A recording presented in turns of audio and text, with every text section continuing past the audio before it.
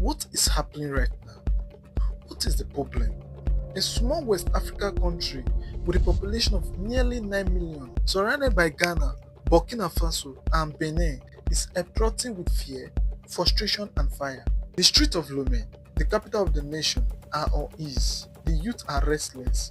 The air is thick with a question that echoes louder: when will it end?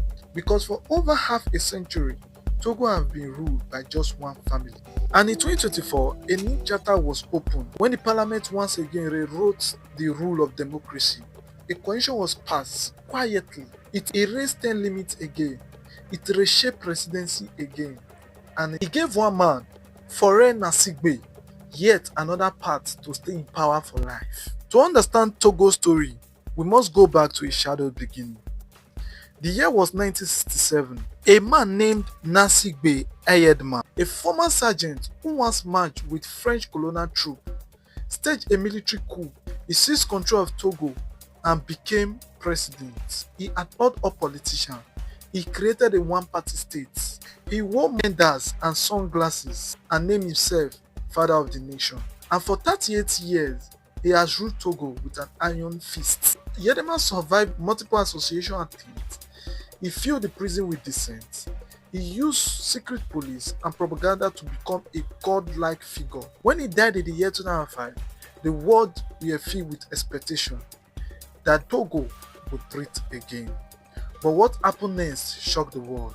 The military, within hours of Gnassingbé Eyadéma's death, installed his son, Faure Gnassingbé, as the president. Jokes like that.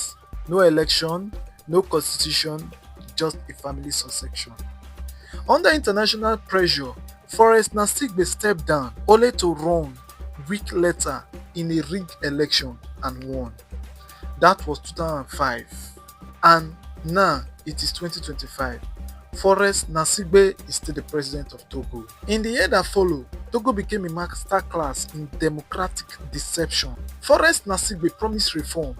He promised term limits. He promised national dialogue. Behind closed door was the opposite. In 2019, the parliament voted to raise term limits, giving Faure Gnassingbé the ability to run for 2 more 5 years term, despite already ruling for 14 years. Protests erupts. Thousands filled the streets, waving signs that read, 50 years is enough. We are not slaves.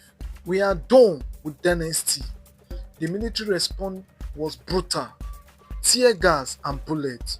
More than 10 people were killed. Internet access were shut down. Opposition leaders were arrested or exiled. In April 2024, when the world were distracted, Togo Parliament introduced a new constitution. It removed direct presidential election.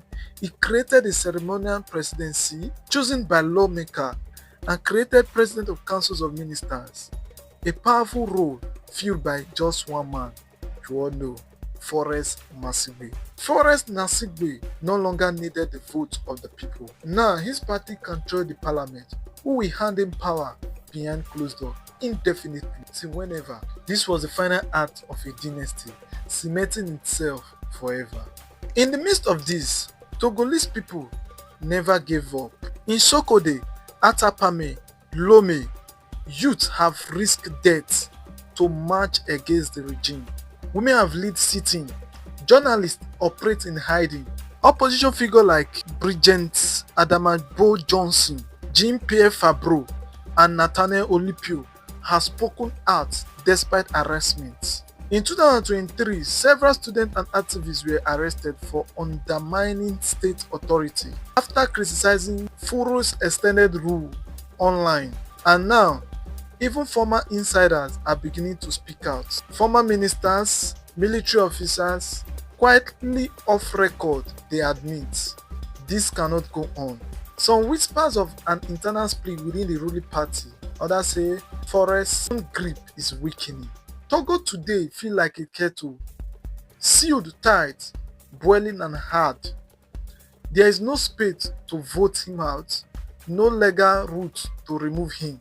So the question is, will the people break the seal, or will the dynasty lock it down forever? The opposition is calling for a national transition, a truth commission, and an international pressure.